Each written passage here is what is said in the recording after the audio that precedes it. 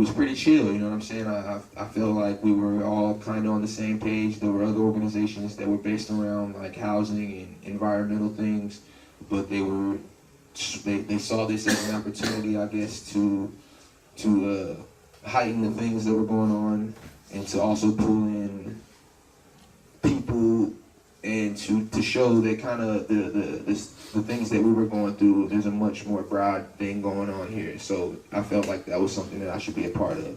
So I did that. Later on that night, we go out to Ferguson again, and it's a couple thousand people out there, but the looting, it was a drastic difference in the looting, and that was the last day of the looting.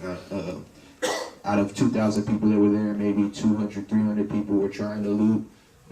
The store owners had started to protect their businesses a lot better, and there were actually protesters who were out there, like Bloods and Crips, Vice Lords, GDs, gangs who would usually kill each other in any other situation. They were coming together and they were protecting stores.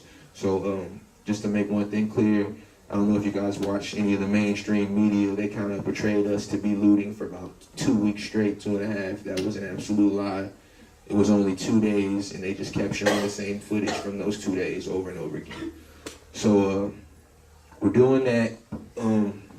Eventually, after coming out night after night, the police saw that their tactics weren't efficient, which eventually led to them using tear gas and rubber bullets and noise grenades and flashbangs. We saw drones that were flying in the air. They weren't shooting anything out of the drones, but the drones were kind of doing like a surveillance and going in a circle around the Ferguson area. The police had made Ferguson a no-fly zone for any aircraft that was lower than 3,000 feet, which would be like news helicopters and stuff like that. They weren't allowed to fly for 2 weeks.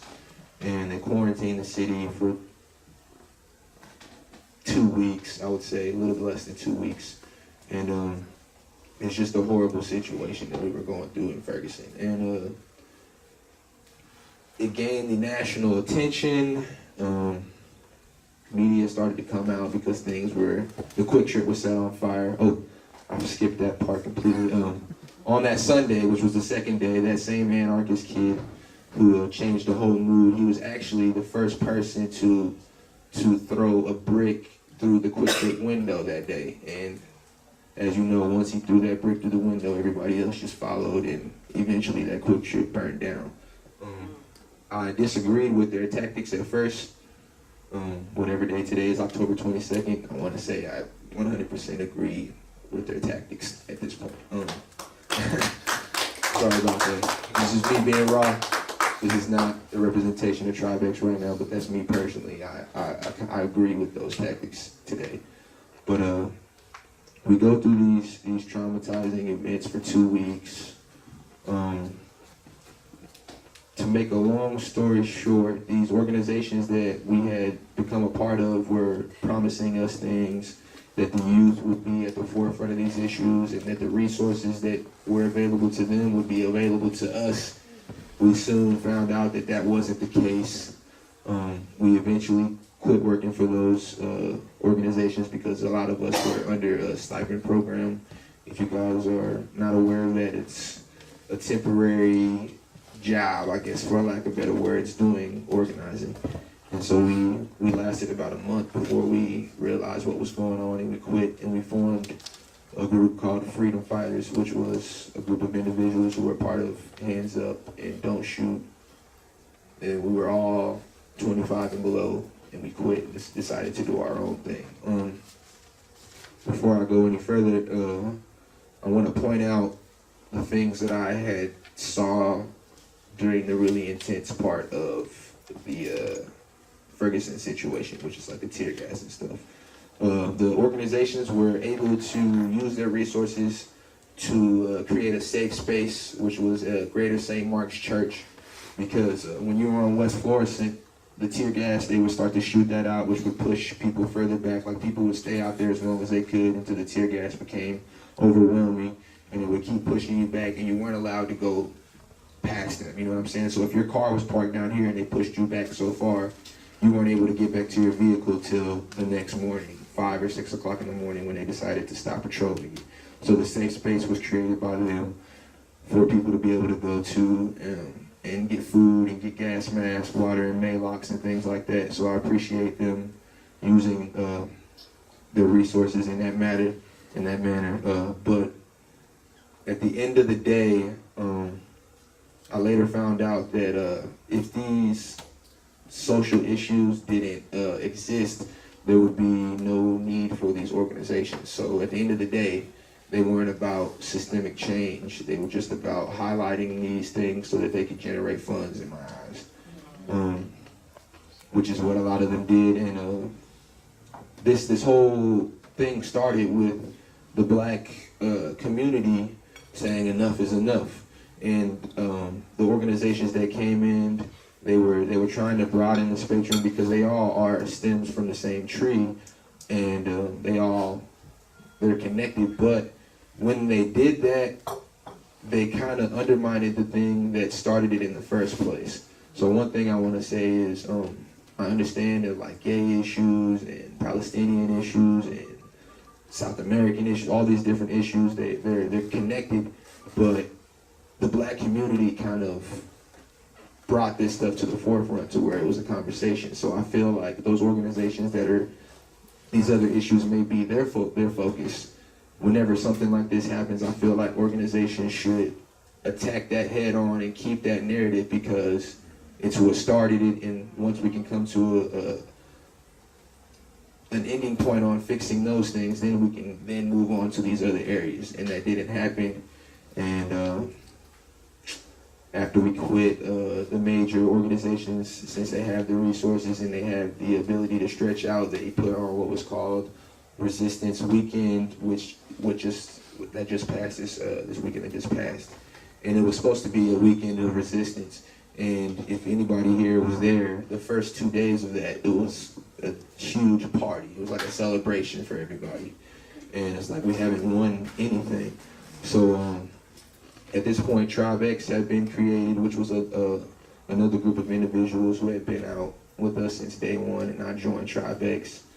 And our job was to kind of take back the narrative of what they were doing. So we didn't agree with their methods, but they did mobilize thousands of people in one weekend. So we kind of wanted to use that to our advantage. It was Friday. Friday they went out to Clayton again, and it was a police escorted rally, which isn't the point. Saturday they had the same type of event, and at that point we just had enough. So we decided to do an action at the Cardinals game. If you've ever been to St. Louis, Cardinals is life. Like, nothing else matters but Cardinals. So we saw that as an opportunity to really disrupt, and we went there and we did a rally. We protested. We created a memorial for Mike Brown and Von Derek Myers there, and we were able to kind of show with the media presence that we had there what St. Louis was really about. The people who are not out there, and people, like some people seem to think that this problem that we're facing is a small group of people who are enforcing these things, but we realize that it's a large group of people, and even though those people may not be vocal, we can agitate them in the right areas to where that will come out. So that's what the Cardinals action was about. We did that, and then later on that day, we put our social media presence together, and we were able to mobilize about 300 people to the ground zero site of Von Derek Myers, which is the third person who was killed by the police in the past 2 months. And after doing that, we realized how much power we really had as individuals, and that we didn't need the big organizations to do the things that we were doing, and we could really take back the narrative. So we did an action that day, which it was the first time for a lot of people who had came in for Resistance Weekend to experience resistance for real. As soon as we hit Grand Avenue, the tactical tank was there with the tear gas. There was hundreds of officers in riot gear, and people were radicalized. We ended up going to Grand and Arsenal, which is a major business district in South City, St. Louis, and people were arrested, and like I said, it was their first taste of what St. Louis has been going through for the past 2 months. So the following day, they had kind of a panel discussion with Cornel West and some people who had flew in town. And no, I'm skipping ahead. After the first night in Ferguson, or in South City, we did it again in South City. And this time, we, at the organizers who were with us, we organized a action to go to Quick Trip, because that was one of the things that burned down at the very beginning of all this. So we wanted to show that the youth has progressed. We don't need to burn things down to get our point across. We can show how brutal you guys really are by not destroying anything. So we marched down the sidewalks, we chanted, we tried to abide by the rules as much as possible so that we could get to the place that we were trying to get. The organizations that came together to plan that, we strategized, and we decided that the best way to get this done is to mobilize the people and then to just pretty much let them know, hey, we're going to participate in civil disobedience. There's a chance that you can go to jail. If you want to go, just come. Instead of like telling people what we're going to do ahead of time, putting it on social media and like screwing up the whole thing. We just let them know, hey, this is the deal. If you want to follow us, you can follow us. So a lot of people did. We ended up going to Quick Trip, and we sat in front of the Quick Trip because Quick Trip, they found out that we were coming last minute because the police were trailing us the entire way because they didn't know what was going on. So they just rode on the side of us until we decided to stop. And once we stopped in Quick Trip, we sat down with our faces facing the building and our backs to the police. And to make a long story short, the police, they started to hit people with their batons and their riot shields, and I think it was 19 people that got arrested, and that radicalized a lot of people who were out there with us. They then knew what we were facing in St. Louis, and there was a big difference in the actions that we were planning and the actions that the major orgs were planning. So the following day, that's when Cornel West had his event at Chaffetz Arena, and people were disappointed by what they went to go see. It was that Sunday, which is the third day of the weekend. There was a lot of clergy there, and I'm sorry, I'm being raw again. The youth, my generation, we're not really for praying to get our answers. You know what I'm saying? We're about getting on the ground and really acting. So that whole meeting was pretty much about praying and working within legislation and things like that. People were disgusted after going through the events that they had went through the night before with us. So me and my friends, we went to Chaffetz, and we got on bullhorns, and we were like, everybody, if you want to experience the real weekend of resistance, come to Shaw and Clem, which was ground zero.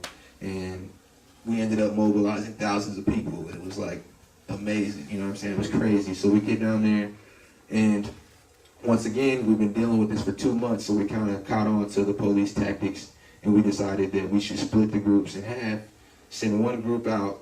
The name of that group was, they think it's a game, they think it's a joke, because that's one of the chants they think it's a game, they think it's a joke. They think it's a game, they think it's a joke.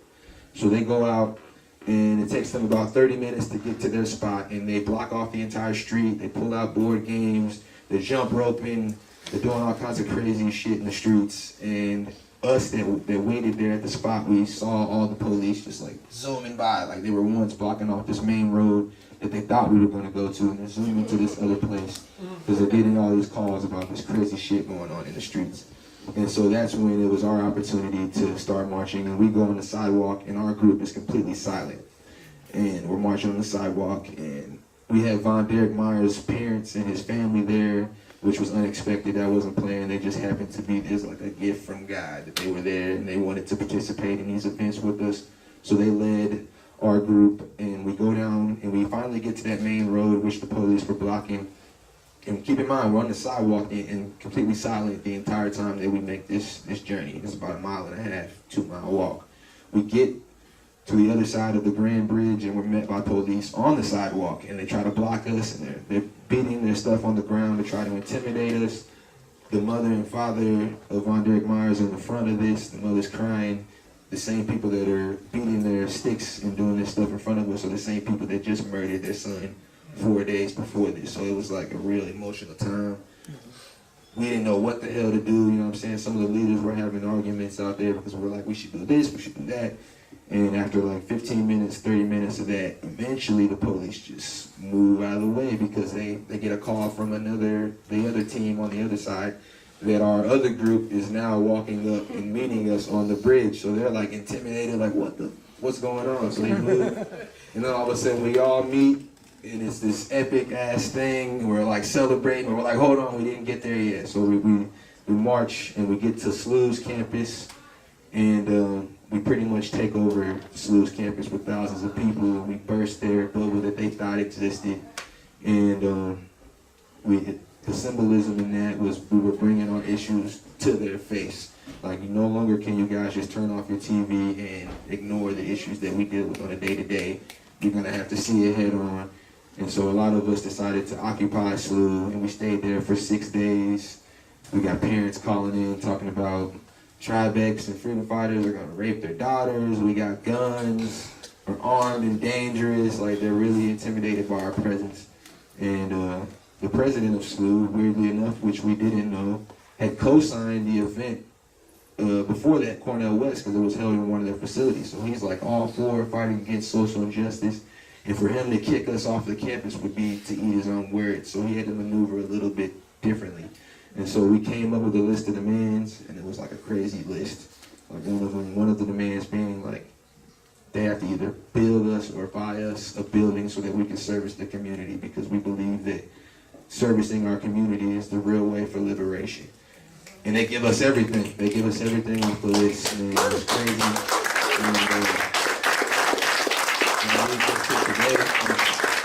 I'm sure I missed a whole lot of shit in between that whole gap, because I just went through like 2 months. And yeah, it's some crazy shit. If you want to add anything to that.